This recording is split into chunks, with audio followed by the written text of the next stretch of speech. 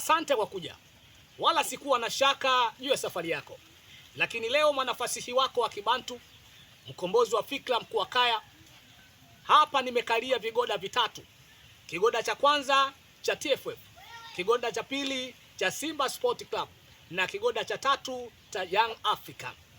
Ndiyo, kati ya vigoda hivi vitatu, kigoda gani ndiyo shirikisho la mpira wa miguu? Ndiyo maana kigoda cha shirikisho cha mpira wa miguu ndicho ambacho kilipaswa kifike uwanjani kwa ajili ya kusimamia wachezaji au klabu husika inayokwenda kufanya warm up kwa ajili ya usalama wao, lakini usalama wa eneo wanaolifanyia mazoezi, lakini pia na usalama wa wapinzani wao wanaokuja kukutana nao siku ya kesho yake. Na kama kungekuwa na shaka yote, basi wao ndio walikuwa wanapaswa kuzuia na kutoa tamko ya kile walichokuwa wamekiona, na wala si wapinzani wao. Ndio wakaniuliza mwanafasihi wa Kibantu, mkuu wa kaya, mwanafalsafa wa Afrika, hivi tukio hili la Kibantu kinasemwaje? Halina msemo?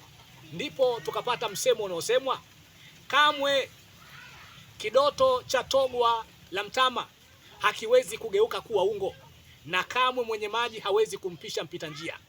Nini maana yake? Maana yake hakuna aliye juu ya kweli na wala hakuna aliye juu ya sheria.